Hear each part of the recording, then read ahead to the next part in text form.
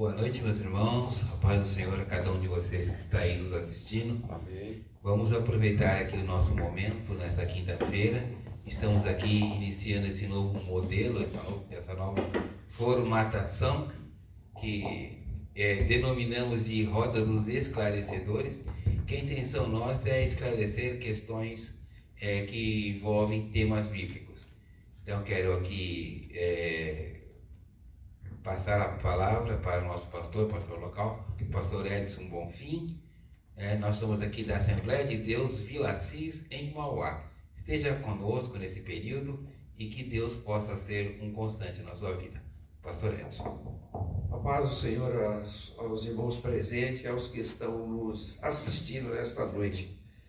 Como é de praxe, de costume, nós não temos hábitos de fazer nada sem antes nós nos dirigirmos a Deus e pedir que Ele, nessa noite, mais uma vez, através do seu Santo Espírito, venha nos inspirar, venha nos capacitar, venha nos dar entendimento e discernimento da sua palavra. Senhor, nosso Deus, nosso Pai, nós te damos graça por aqui estarmos reunidos nesta noite. Te damos graça por esse dia. São dias difíceis, nós reconhecemos, mas o Senhor é a nossa esperança, a nossa segurança, a nossa confiança está em Ti. Os nossos olhos estão postos em Ti, Pai.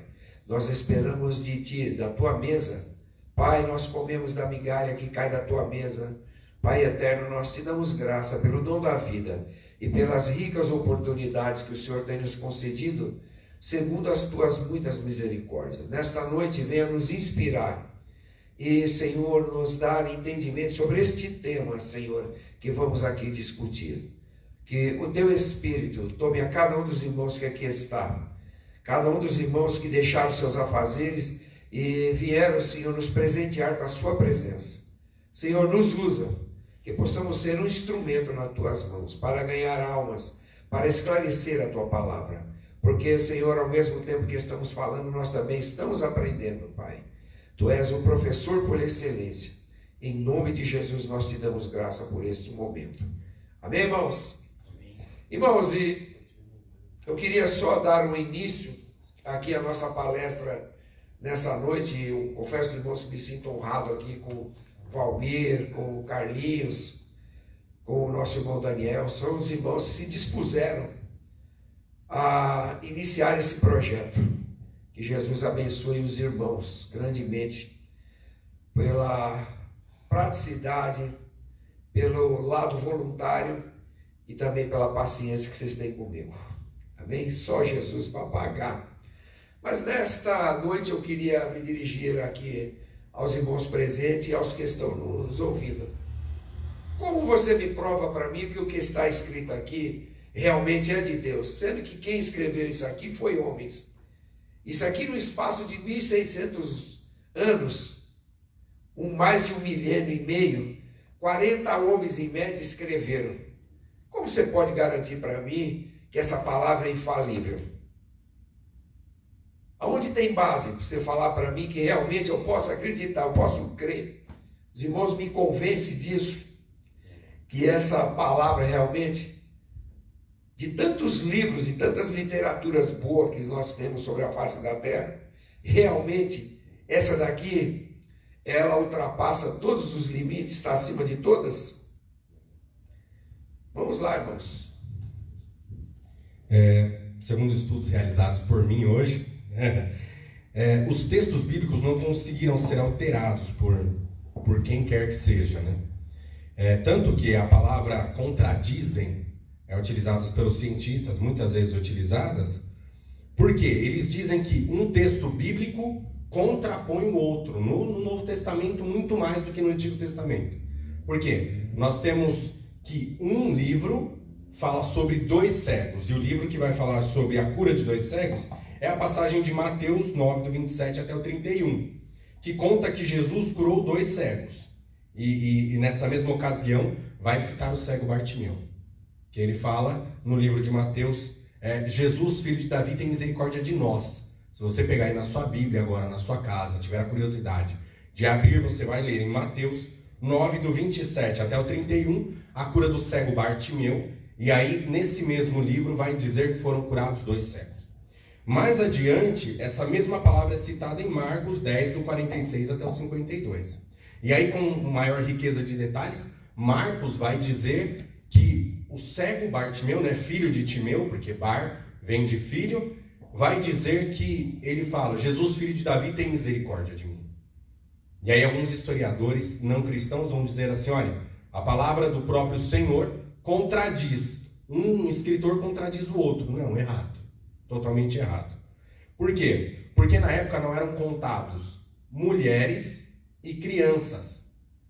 Entanto, se um dos cegos fosse uma mulher ou uma criança, um dos escritores vai atestar, vai pegar e vai dizer: olha, aqui realmente foi mulher e criança, não foi 2 pessoas, enquanto o outro escritor vai dizer: não, foi só foi o cego Bartimeu. Tanto que o escritor Lucas tem um detalhe que é muito legal na passagem da multiplicação de pães, que ele vai dizer: e alimentaram tantas pessoas, um número X de pessoas, fora mulheres e crianças. É exatamente isso. A gente tem que levar em consideração isso. Quando estudamos a Bíblia, a gente tem que levar em consideração não só o relato, mas quem escreveu, as condições com as quais escreveu e o costume da época. Então, por isso que você acaba tendo essa questão que não é uma discrepância, mas é um costume da época. Eu dentro aqui da fala dos irmãos, eu queria assim, me intrometer. E os irmãos estão um pouquinho mais adiante da história. Eu quero ainda recuar mais na história. Para mim falar que essa palavra é verdadeira, para mim crer, eu tenho que acreditar que Deus existe. E como vocês provam para mim que Deus existe? Olha, pastor Edson, eu acho que se nós formos usar um princípio da filosofia, penso, logo existo, partindo daí nós vamos começar a pensar no anterior.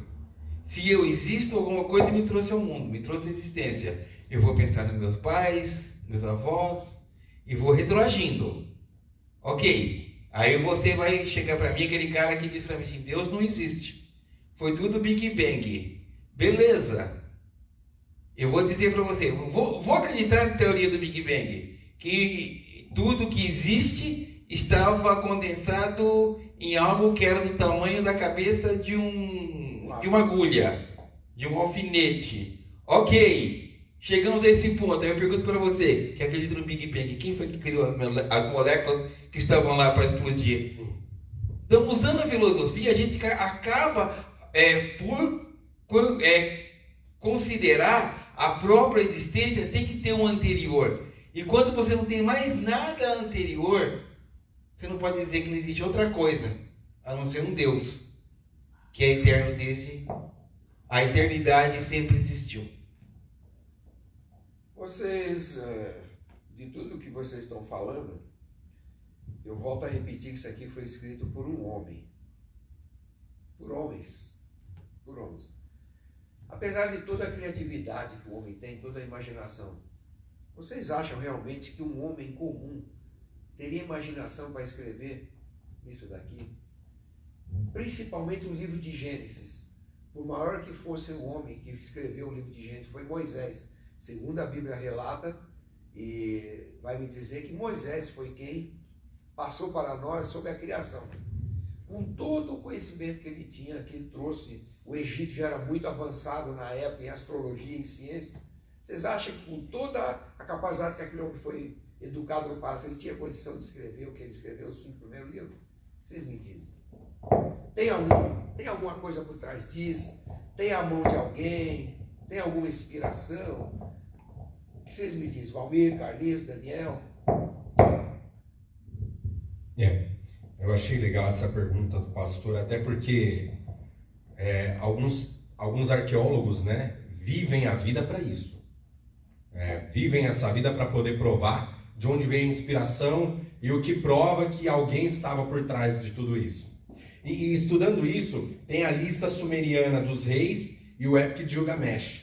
O épico de Gilgamesh nada mais a lista, né, sumeriana dos reis e o épico de Gilgamesh nada mais a história de Gilgamesh, que é um grande homem que sobreviveu a um dilúvio muito potente, universal, que matou todas as pessoas daquela época e só sobrou Gilgamesh e a família dele.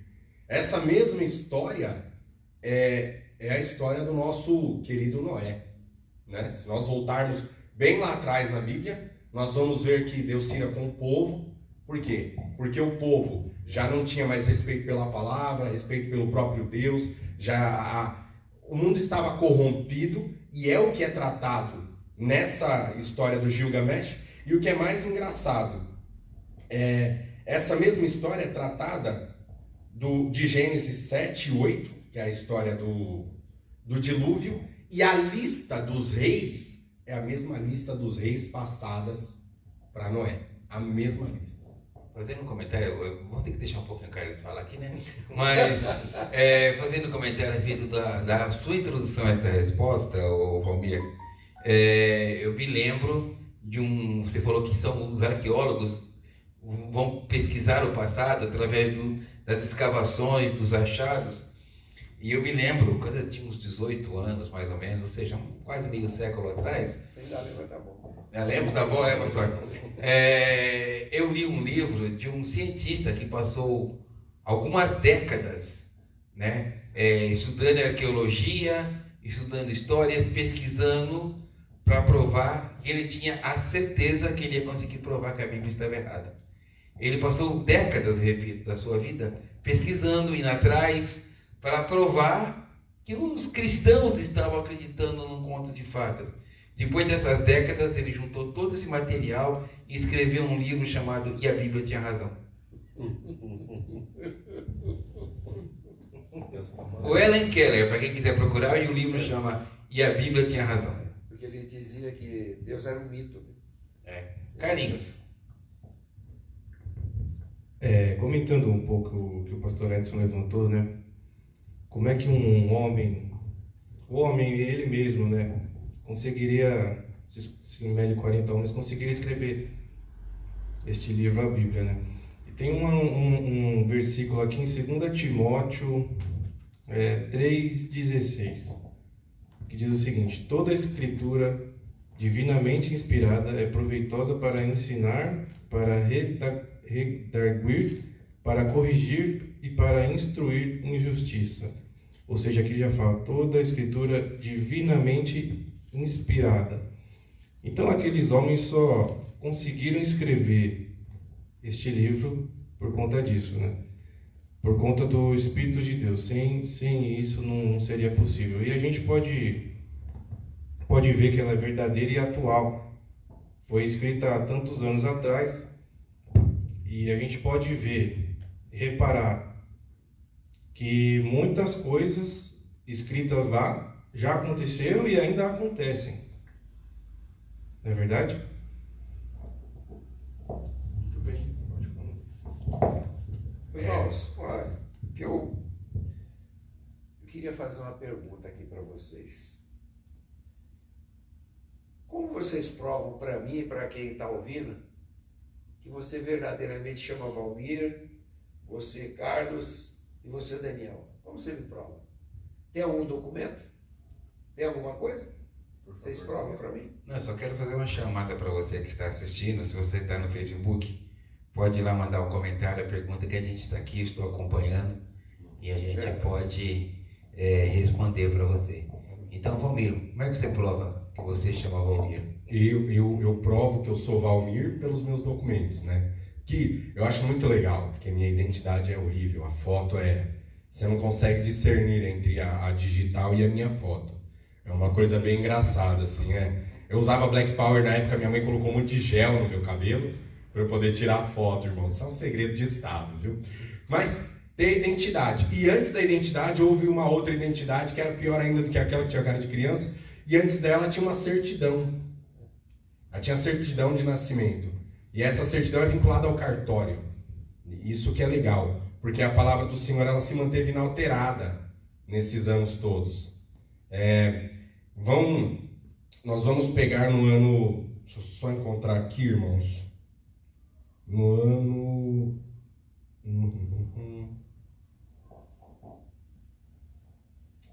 Agora eu não vou encontrar.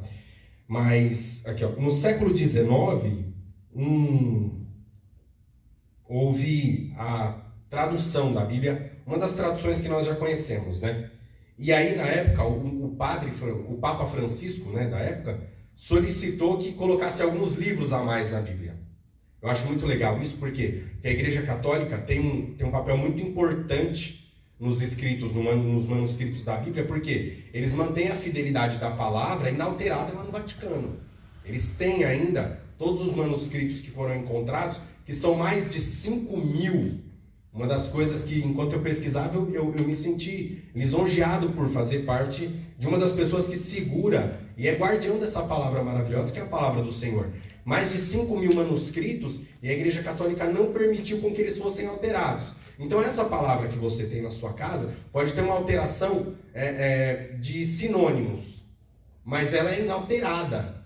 Ela é inalterada. Isso que você possui na sua casa, e eu possuo na minha casa, e quem não possui, eu aconselho que pegue uma Bíblia, leia, tenha prazer em ler a Bíblia, porque não é só a história de um Jesus, como as pessoas falam, ou a história dos seus antepassados, ou não, ela é a história do mundo, ela que mantém o mundo atualizado do jeito que é.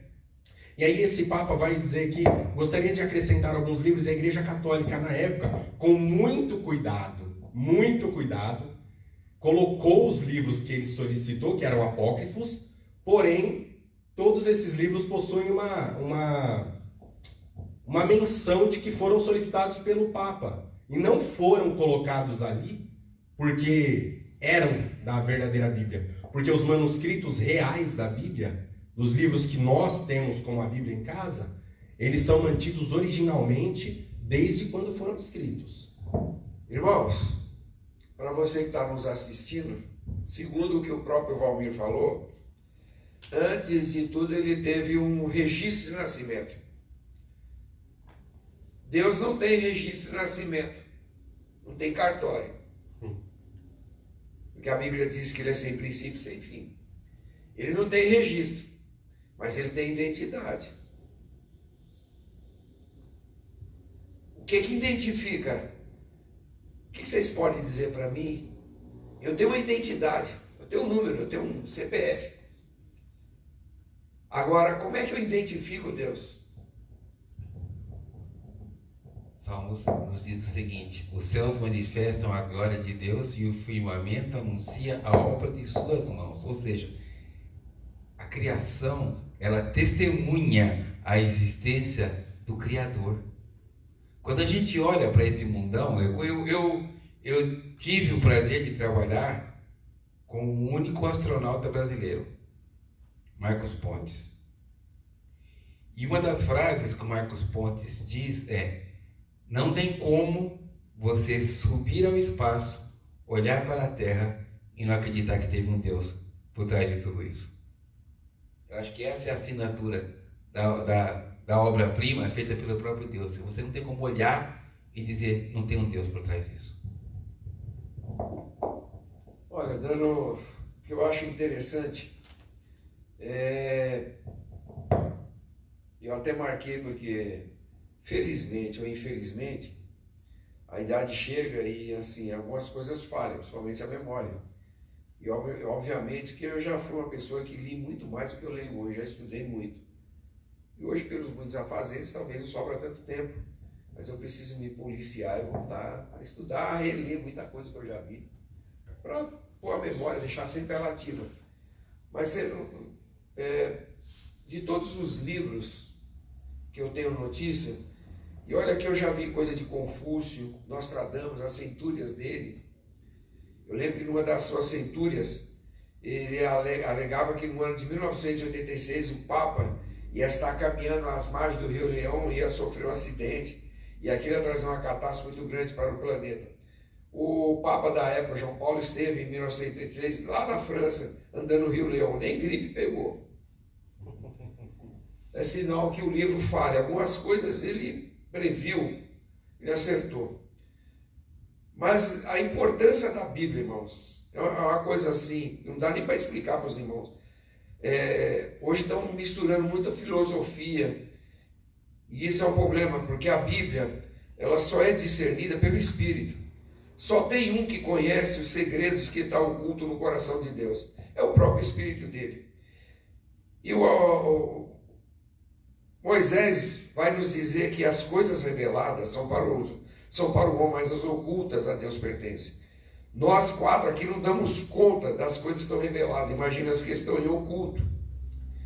Mas a importância da Bíblia é uma coisa tão divina, que o primeiro livro, quando foi inventado a prensa, quando Gutenberg, lá em 1455, Johannes Gutenberg, lá na Alemanha, inventou, a primeira coisa que ele imprimiu foi a Bíblia. E é o livro mais vendido até hoje. É o livro mais vendido até hoje. Infelizmente, ele só não é o mais praticado. É verdade. Mas é o mais vendido até hoje. E olha que coisa interessante, né? O Alcorão, ele veio de Maomé. O dos Mormons veio de Joseph Smith. Nostradamus veio do próprio nome, Michel Nostradamus, ou Miguel Nostradamo, como ele era conhecido. Ele era apotecário, para quem sabe, não é quem trabalha com hipoteca, certo? Apotecário é farmacêutico. Ele era médico e ele, de repente, disse que começou a ter visões. Ninguém sabe se era alucinação, mas ele começou a escrever as centúrias. E ele ficou famoso por isso, né? Ele é de 1503. Esses homens, em média, eles viveram 60 anos e foram embora. Teve um outro homem chamado Hipólito Léon Denisé Rivaí, que muita gente não vai conhecer ele, mas ele é mais conhecido no meio espírita como Allan Kardec. Ele também fez uma Bíblia, a Bíblia Espírita. Evangelho segundo o Espiritismo. O Evangelho segundo o Espiritismo. Eu quero dizer para os irmãos e os que estão nos ouvindo aqui, nós tivemos grandes homens que passaram pela história e que escreveram muitas coisas, que estão até hoje.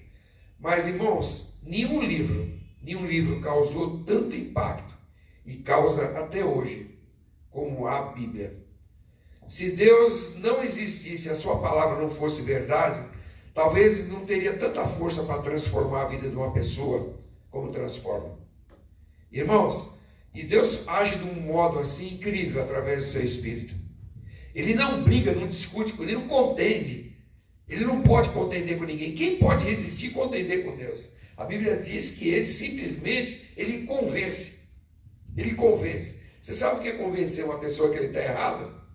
Pense aí você em casa, quando você tem algum embate com a sua mulher e fica aquela discussão, quem está certo e quem está errado. E para convencer? O Espírito Santo tem uma luta, irmãos, para convencer, mostrar para o ser humano que ele está errado, mas ele tem esse poder de fazer isso, ele consegue. Sabe por quê? Ele penetra onde ninguém penetra, ele entra onde ninguém entra. Sabe aonde? No teu pensamento, naquele lugar mais escondido. Por isso hoje nós iniciamos aqui esse debate, se realmente vale a pena crer nessa palavra. Nosso debate hoje aqui junto com os irmãos é até que ponto vale a pena eu dispor o meu tempo, eu empregar a minha vida e as minhas forças para praticar, não só ler, não só ser mero leitor, mas praticando o que está escrito. Será que realmente esse Deus vale a pena que eu acredite nele? Será que vale a pena crer no que ele escreveu? Trazendo um comentário que o pastor falou agora, antes de tudo, eu acho que ela é um manual de vida, né, para todos nós. E se todo mundo seguisse ela, acho que as coisas seriam bem mais fáceis. Acho não, tenho certeza. E sobre o maior tesouro da Bíblia, como o pastor Edson falou, é a palavra mesmo. Tem um versículo aqui em Hebreus 4:12, diz assim: porque a palavra de Deus é viva e eficaz, é mais penetrante do que qualquer espada de 2 gumes e penetra até a divisão da alma e do espírito e das juntas e medulas e é apta para discernir os pensamentos e intenções do coração. Acho que eu não preciso falar mais nada, né? Palavra por si já fala. Eu acho que eu não preciso falar mais nada. Eu quando passei por um curso de psicologia, o professor dizia o seguinte: eu acho que eu passei pelo curso para tentar me entender, né? Diga-se de passagem, né? E o professor dizia que a psicologia não consegue muitas vezes discernir o que é alma e o que é espírito. E o versículo lido diz que a palavra é capaz de discernir, de tão afiada que ela é. Importante isso. É muito legal que os irmãos falam, né, a respeito desse discernimento perfeito da palavra, porque ressalta o cuidado de Deus para que você creia na palavra. Deus não necessita de nós, de nenhum de nós quatro aqui, para provar que Ele é Deus. Não é isso que nós estamos fazendo aqui. Ele não necessita que nós sejamos como eu usei anteriormente, os guardiões dessa palavra. Nós humanos, guardamos para que essa palavra não seja alterada. Mas a palavra defende a si mesmo. Tanto que você pode pegar muitos livros aí de motivação, muitos livros motivacionais ou livros que têm receitas, entre aspas, de como ser bem-sucedido, como manter uma família em paz, como dormir melhor, como comer melhor. Mas nenhum desses livros, pastor, olha que cuidado maravilhoso desse Deus. Nenhum desses livros vai ter a receita da vida perfeita. Só a Bíblia. E por que a Bíblia não é um livro filosófico? Outro cuidado de Deus também, que segundo o Dr. Rodrigo Silva, que não só é arqueólogo, mas é teólogo e filósofo, e ele tem um doutorado, né, em teologia do Novo Testamento e um pós-doutorado em arqueologia bíblica. Ele vai dizer o quê? A Bíblia não é um livro filosófico para que ninguém fique a contestando, mas ele é um livro de historinha. Para que você leia a história dos próprios humanos, interferida pelo próprio Deus, e creia que Ele é Deus. Você só tem o papel de crer, porque a Bíblia pergunta e a Bíblia responde. No domingo mesmo o pastor fez esse questionamento aqui na pregação e foi muito legal. Ele falou, encontre algum outro livro que te pergunta e que ele mesmo te dá as respostas. É só a Bíblia. A Bíblia pergunta questões não só psicológicas, como que o irmão Daniel falou, ou questões filosóficas, ou questões históricas, mas ela vai lá, ela responde e prova. Ela prova. Vale a pena ler a Bíblia, vale a pena crer na palavra do Senhor, porque ela não vai só lá e altera o seu estilo de vida sem ter algo para te alicerçar. Ela prova o porquê você deve continuar crendo que esse Deus existe. Interessante que pode falar. Só um parênteses, a maior prova disso, né, que ela é verdadeira, é que a gente está falando aqui, provando com a Bíblia, não é verdade? É a maior prova que a gente tem que ela é verdadeira. Aquela pergunta inicial que o pastor fez, né, como a gente prova, ele dizer que existem, eu disse, né, uma delas é a própria criação prova, né, e a gente consegue, quando faz, o senhor que fez curso de Direito, sabe que para a hermenêutica, você explica a lei pela própria lei. E o segundo critério é lei pelo pensamento do autor. Então a gente só conhece a Bíblia quando a gente lê a Bíblia, quando a gente conhece o autor.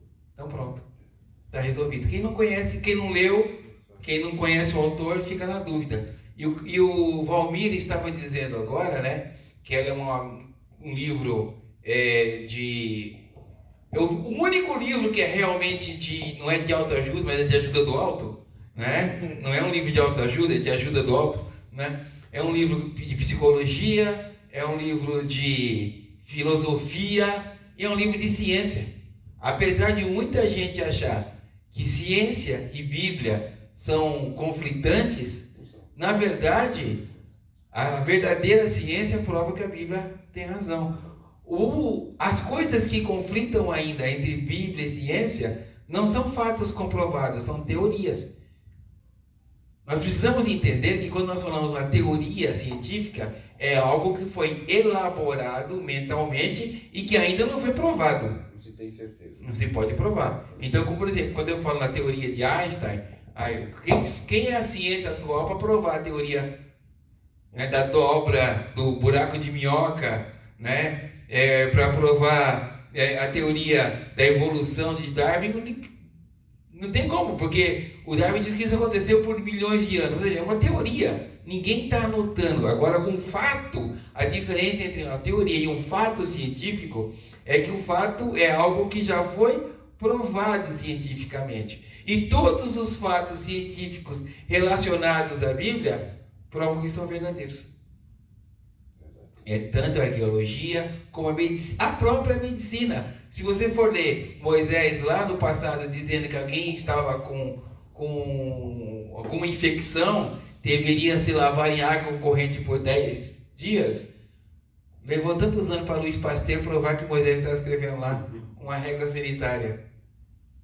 Entendeu? É um livro científico. Eu tenho aqui, inclusive, alguns critérios que eu vou mostrar para vocês aqui. Desculpa eu demorar um pouquinho. Por favor, fica à vontade. Né? Eu tenho aqui alguns versículos que eu vou mostrar para vocês aqui. Por exemplo, né? Lá em Lucas 17, de 30 a 34, no mesmo texto, Jesus fala que naquele dia e naquela noite, quer dizer, no mesmo instante, Jesus está falando que naquele dia e que naquela noite, fala, peraí, Jesus errou?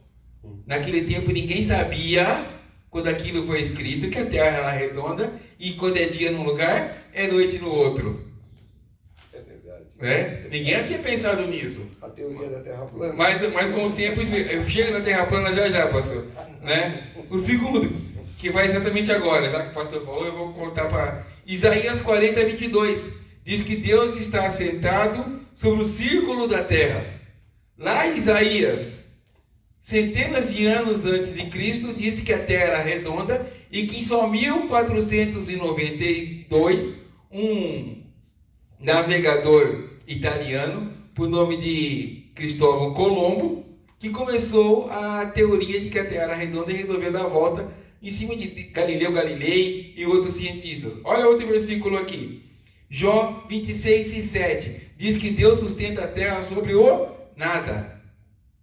Hoje a ciência mostra que a Terra é um planeta solto no espaço, que não tem nada que sustenta a Terra.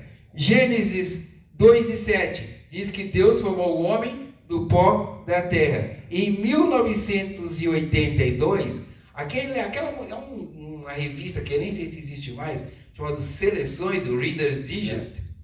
Em 1982, as Seleções escreveu uma série escrita Como a Vida na Terra Começou. E eles diziam que o ser humano é composto basicamente de barro.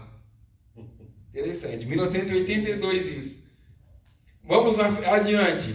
Salmo 8 e 8. Tudo o que passa pelas veredas, ou melhor, caminhos dos mares. Isso foi escrito lá no Salmo 8 e 8, para que depois, lá no final do século 17, o homem descobrisse que naquela imensidão chamada mar, existe um caminho que é as correntes marítimas.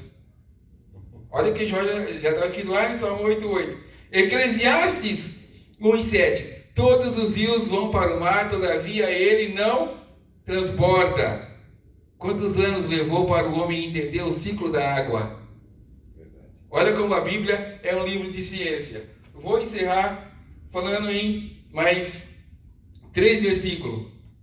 Um é de Levítico 15:13, esse que eu falei, que levou tantos anos para o homem entender que tem que se lavar em água corrente para se purificar de contaminação. Só o Pasteur foi resolver isso no século 18, né? Ou seja, 3.000 anos depois de Moisés, né? Joó 38 e 19, ele diz, onde está o caminho que mora a luz? Caminho, não é a palavra, o lugar, é caminho. Quem podia imaginar que a luz ela não é estática, ela viaja? Que ela leva 8 segundos, por exemplo, do Sol até a Terra? Não é algo estático? Quanto tempo levou para provar isso? E Eclesiastes 1:6 é o último, que diz que o vento vai para o sul, faz o seu giro e faz os seus circuitos. Hoje a gente faz os mapas de temperatura, de previsão do tempo, as correntes de ar, mas isso já estava lá no passado. E o homem levou tantos anos para provar. Ou seja, a ciência levou anos, milhares de anos, para provar que a Bíblia tinha razão. E se a ciência que tenta provar o erro acaba chegando à conclusão que tudo estava ali, né? Eu recomendo a você que acredita, inclusive, na teoria do Big Bang, que procure nas livrarias um livro da Adalto Lourenço, chamado Gênesis 1 e 2. Você vai ver que a Bíblia é infalível. Eu achei muito legal isso que o irmão Daniel disse, que são termos universais, né? Que nós utilizamos muitas vezes e não nos atentamos. O que nós temos hoje como sanitarismo, né?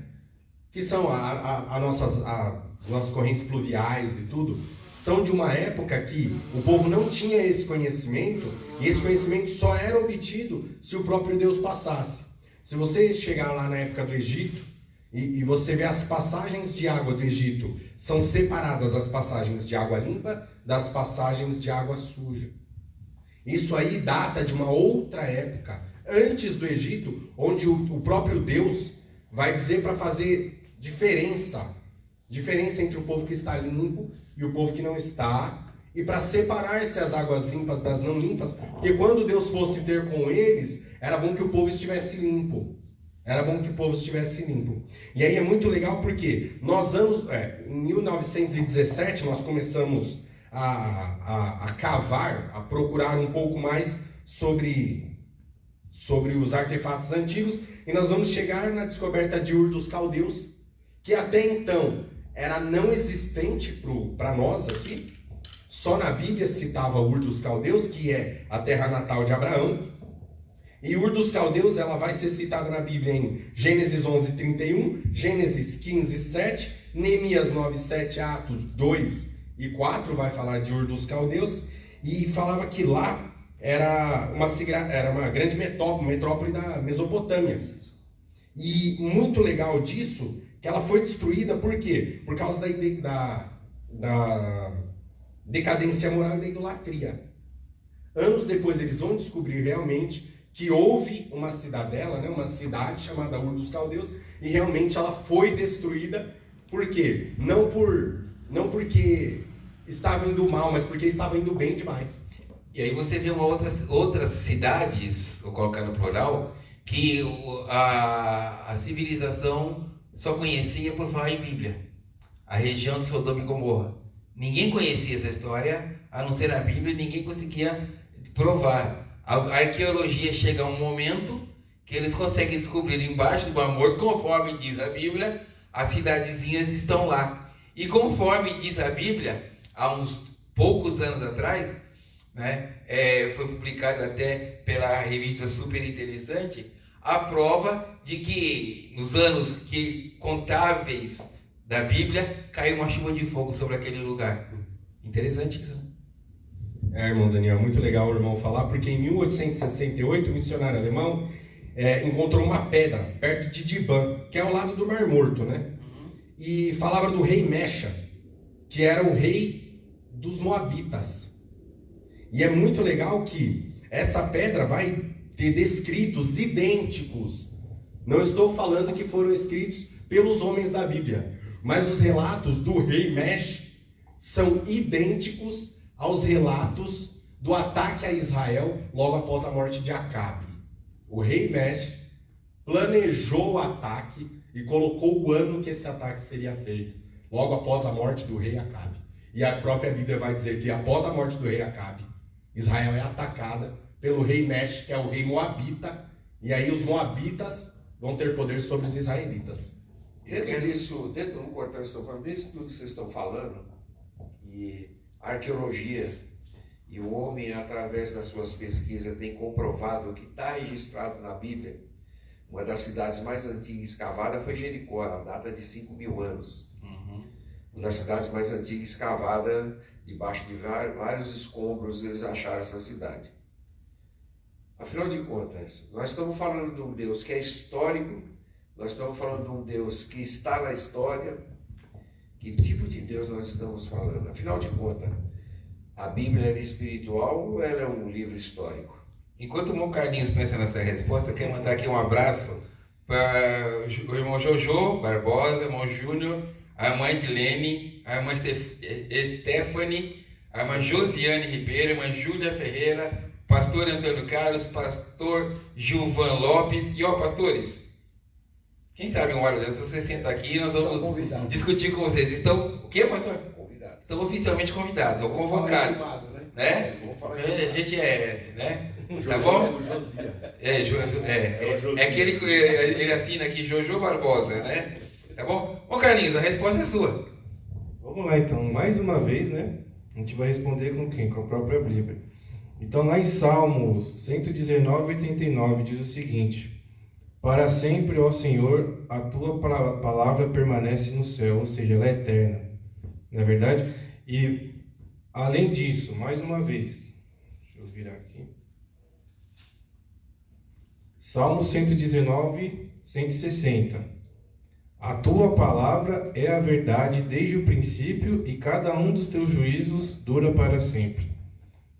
Mais uma vez aí a resposta para a gente, né? Irmãos, a gente não quer aqui aprofundar muito, porque isso aqui não é um seminário teológico, não é um debate assim entre mentes brilhantes.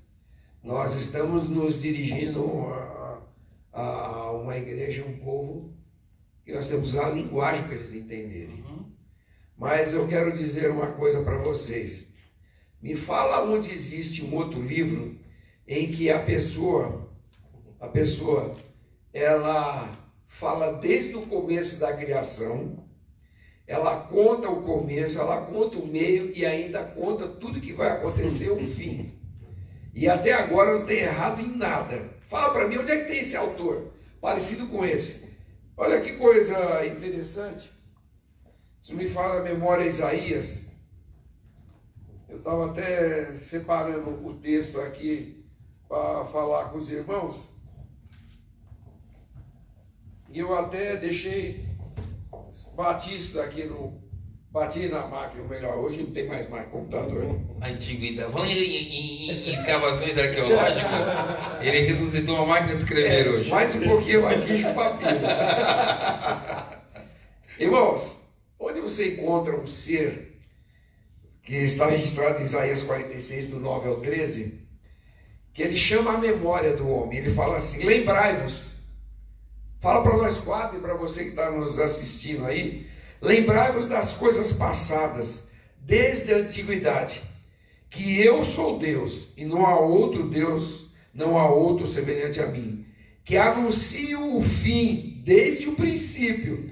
Mal começou a história, ele já está anunciando o fim. Mal começou o princípio, Daniel, e ele já anuncia o fim. É interessante que esse Deus que anuncia o fim, antes de começar as coisas, diz o seguinte, a palavra, que Jesus é o cordeiro que foi morto antes da fundação do mundo. Ou seja, ele sabia que o homem ia pecar e que no momento certo ele já ia providenciar Jesus. Aí quando você vê que antes do mundo existir, Deus já pensava na possibilidade, quer dizer, já tinha colocado um plano, não é nem possibilidade mais, já tinha colocado um plano que Jesus ia nascer para morrer pelos nossos pecados, fica fichinha dizer que Ciro foi profetizado 100 anos antes dele nascer, até com nome próprio, né? Agora, se acertam numa dessas, quanto mais o Apocalipse que está chegando por aí. E quando você olha hoje essas coisas acontecendo, essas pandemias, pragas, você tem a ligeira impressão de que você já viu isso em algum lugar. Aí você fala, já vi mesmo, está na Bíblia. Olha, dando continuidade a isso que vocês estão falando e ao que o Daniel, completando o que o Daniel aqui introduziu, ele diz assim: eu anuncio o princípio desde a antiguidade e essas coisas ainda nem aconteceram. Olha, e ele diz: o meu conselho será firme e farei toda a minha vontade. Você consegue fazer a sua? Você consegue fazer toda a sua vontade? Mesmo se eu quisesse, eu sou casado, já fica difícil. Né? Mas tem alguém que consegue fazer toda a vontade? A gente não faz nem a vontade da gente. Às vezes você quer evitar um único espirro e você não consegue evitar. Pois ele aqui diz que a dele ele faz toda. Não é parcial, não é só um pedaço. Aqui ele diz que ele faz toda a vontade. E ele ainda fala uma coisa interessante para mostrar quem é ele. Só para ele. Isso aqui são coisas que a filosofia e que grandes pensadores não vão entender. Mas ele diz assim: Eu chamo a ave de rapina desde o Oriente, eu chamo. E aí dela você não vinha.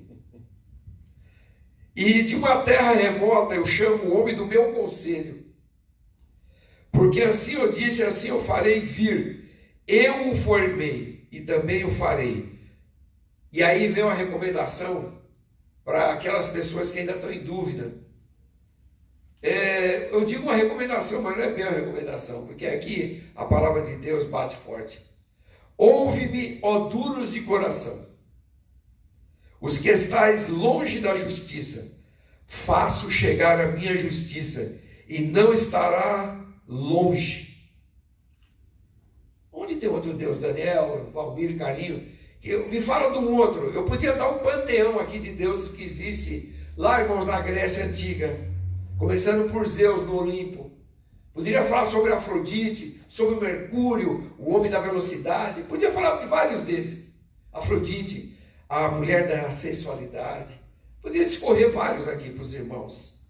Mas, irmãos, a Bíblia diz que no passado, quando alguém pegava a arca, não precisava ir muito longe, só de pegar a arca e levar lá de frente do deus Dagon, deixava de noite, no outro dia ele estava prostrado. A imagem, uma imagem sem vida. Uma imagem que não cheira, não fala, não anda, estava lá sem nada, uma imagem sem vida, um pedaço de pedra prostrado diante da arca.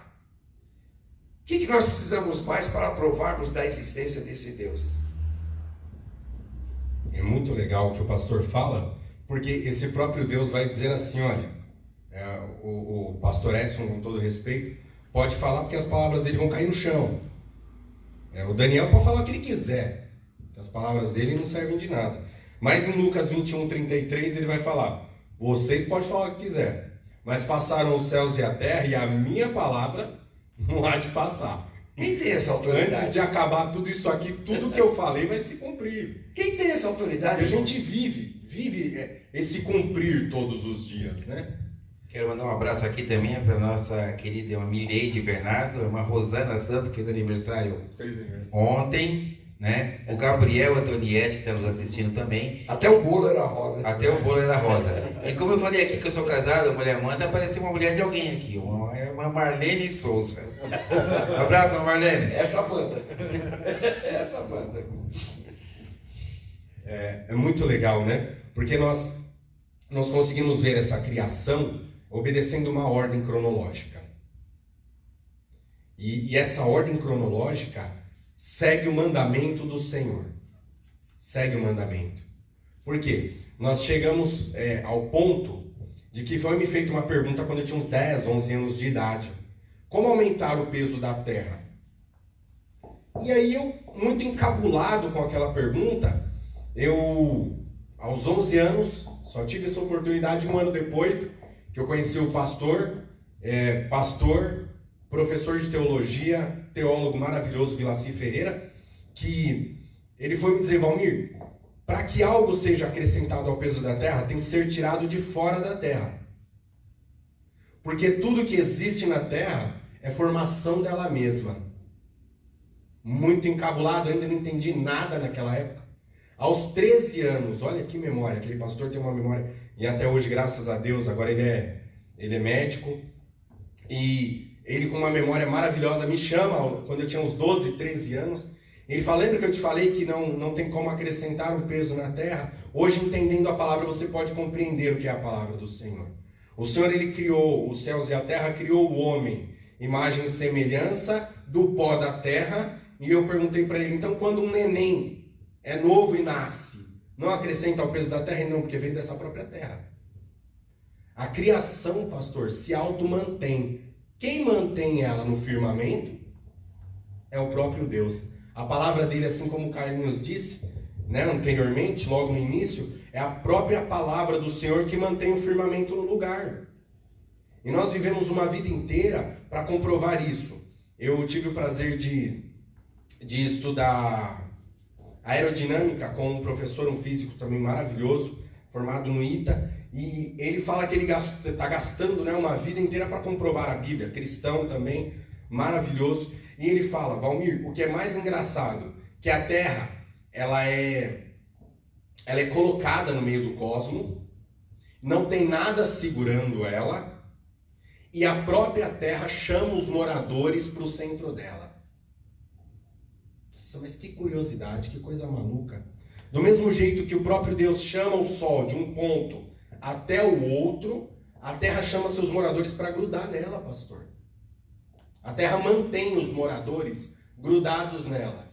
E peraí, a palavra do Senhor diz assim, olha, em contraponto à física, que diz assim, que para eu mover o Daniel, primeira lei da física, diz assim, olha, que para que eu mova algo, é necessário eu imprimir sobre esse algo uma força maior do que a que esse próprio algo possui. O que você me fala sobre arrebatamento, irmão Daniel? Que força é essa que vai arrancar todo mundo da terra? Mas Vai atrair. Peraí, é uma força maior do que a existente na terra? Sim.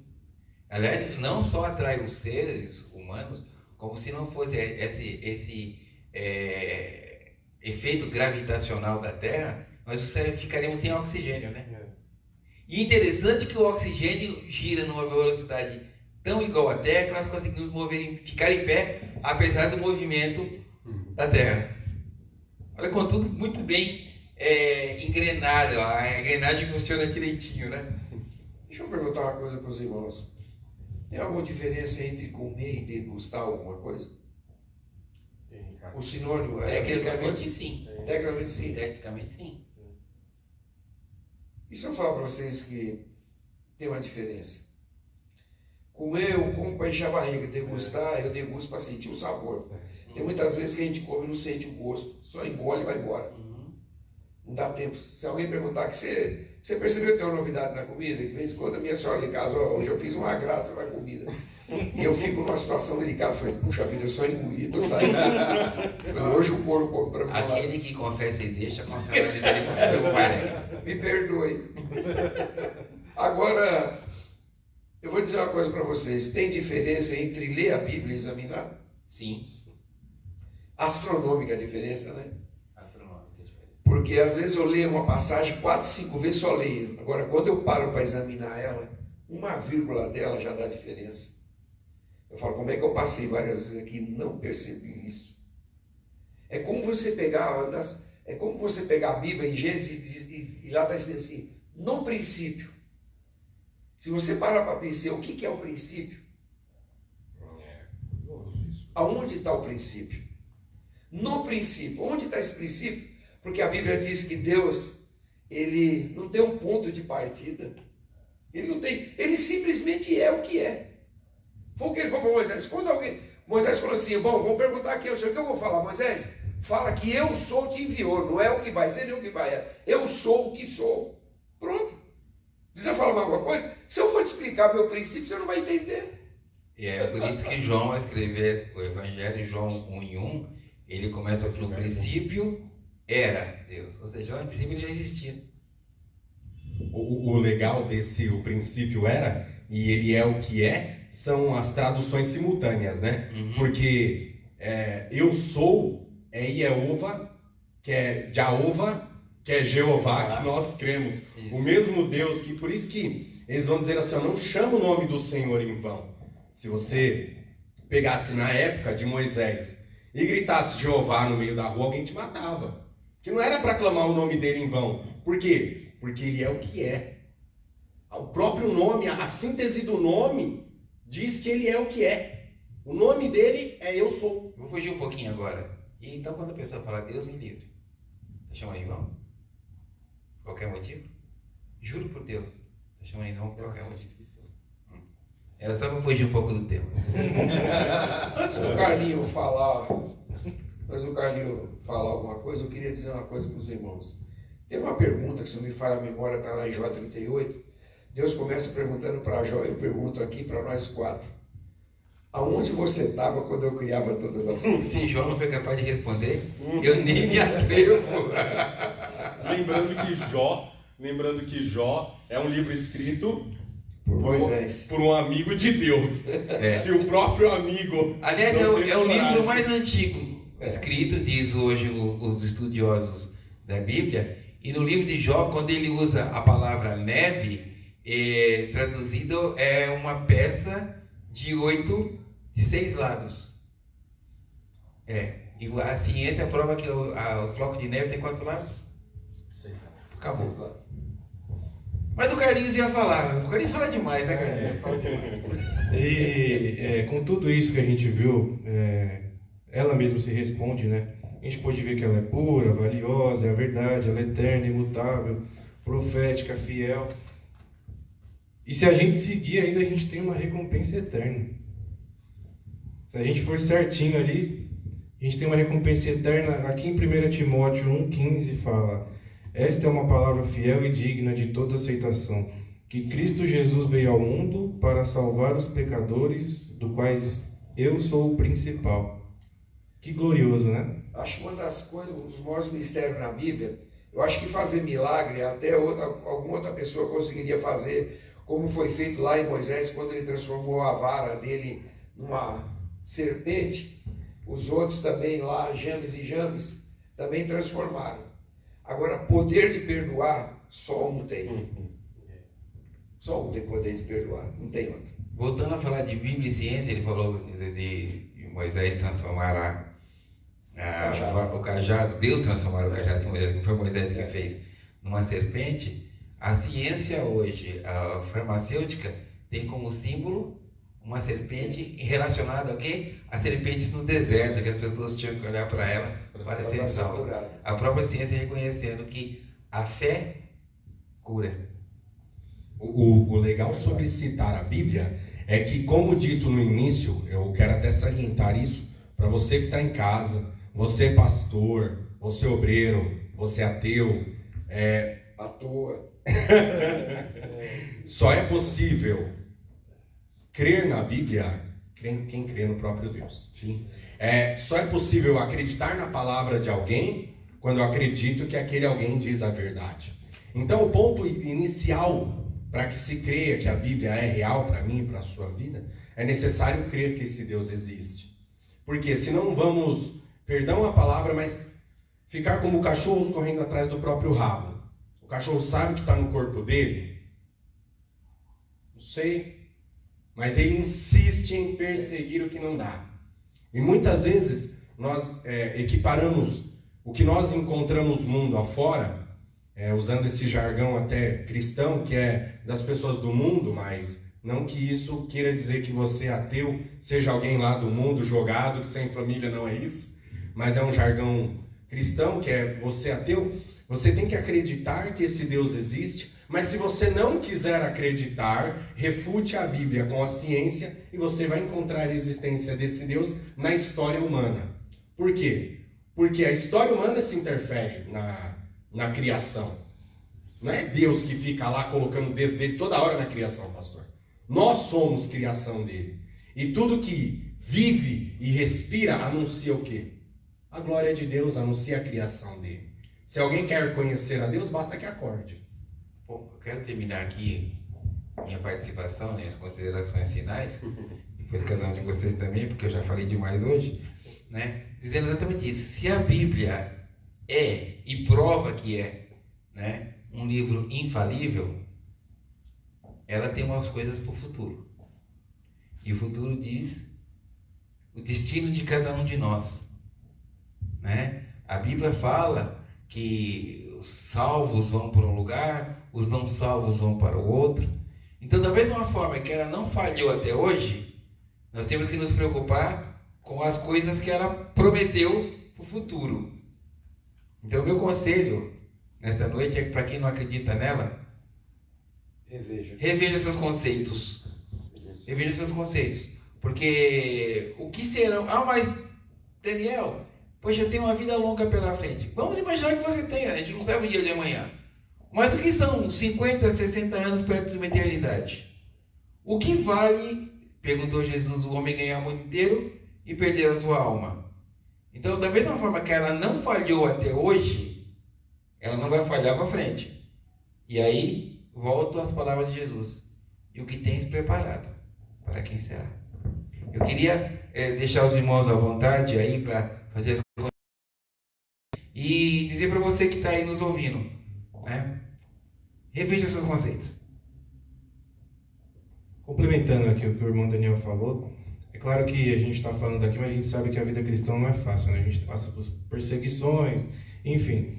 Mas aqui em Romanos 14, 17, a gente tem uma certeza que Deus nos deixou, complementando isso aí, que diz o seguinte: porque o reino de Deus não é comida nem bebida, mas justiça e paz e alegria no Espírito Santo. Acabou. Eternidade com Ele acabou. A minha última consideração eu fico sem palavras de dizer isso, porque ela relata um pouco do que é esse Jesus e da obra do que ele fez por nós. Jesus, sendo Deus atemporal, ele permite que Jesus vire temporal e que o tempo seja ditado por ele. Então, para você que está na sua casa, para pensar que a tua história muda a partir do momento que você crê que esse Jesus morreu por você. Por quê? Se o próprio tempo foi alterado após e antes da morte dele, por que a tua vida não pode ser alterada antes e após o dia que você conhece a morte dele? O que eu queria dizer para os irmãos é que tudo isso que os irmãos contemplam, tudo isso que nós temos conhecimento hoje, é uma brecha que foi aberta na eternidade. Toda a obra de Deus é uma brecha na eternidade. Por quê? Porque eternidade é algo imutável, sem fim. Mas as coisas criadas têm um fim. Elas foram criadas para um determinado fim, para um propósito. Como a própria palavra de Deus diz em Isaías, eu li com os irmãos. Há um determinado tempo para tudo. Irmãos, Jesus falou lá em João 5,39 uma coisa interessante. Que as pessoas não queriam vir a Ele para que tivessem vida. As pessoas liam, mas não examinavam. O que eu quero aqui, nesse primeiro debate que nós fizemos aqui nessa noite, e desde já agradecer aqui o Daniel, Carlinhos e o Valmir, a nossa intenção não era aprofundar tanto, mas, como dizem assim, pegar leve, né, irmãos? O que eu quero dizer para os irmãos é apenas uma coisa interessante. Irmãos, há um propósito em tudo isso. O nosso propósito é ajudar os irmãos a alicerçar melhor a sua fé na palavra de Deus e ter sede por ela. Amém? Ter sede por ela. A palavra de Deus, aprenda uma coisa, ela é o único livro em que ela vai te confrontar, ela vai te revelar quem é você por dentro. Ela vai mostrar quem é o teu coração, aonde estão os teus pensamentos. Ela é a única que tem esse poder de mostrar aonde está a falha e corrigir. Ou melhor, fazer novo, tudo novo. Leia a palavra. Enquanto você vai lendo, você vai se aprofundando, ela vai penetrando em você. Amém? Deus abençoe os irmãos. Uma boa noite aos irmãos, aos que estão nos assistindo, e aqui aos irmãos, Deus abençoe por tudo. Amém? Vamos agradecer a Deus. Maravilhoso Deus, Pai da eternidade, Criador dos céus e a terra, nós te damos graças por esses instantes. Passou tão rápido, Senhor. Não deu nem para falarmos um terço do que nós tínhamos proposto. Mas, Senhor, que possa ser útil para nós e também para aqueles que estão nos assistindo. Usa cada um de nós nas tuas mãos. Nós somos meras ferramentas. Senhor, não importa, nós não temos que aparecer. Quem tem que aparecer é o Senhor. Que nós diminuamos e que o Senhor cresça a cada dia na nossa vida. Pai, que possamos ser uma ferramenta útil para ganhar almas para o teu reino. Porque quem convence realmente do pecado, da justiça e do juízo é o teu Espírito. Leva-nos em paz, Pai. Dá-nos uma noite gloriosa de descanso em nome de Jesus. Amém? E eu quero terminar convidando você para assistir o nosso culto domingo às 19 horas. E se você gostou desse programa, vamos dizer assim, desse modelo, coloca aí uma sugestão de pauta para a gente discutir já na próxima semana, tá bom? Um abraço a todos e a paz do Senhor.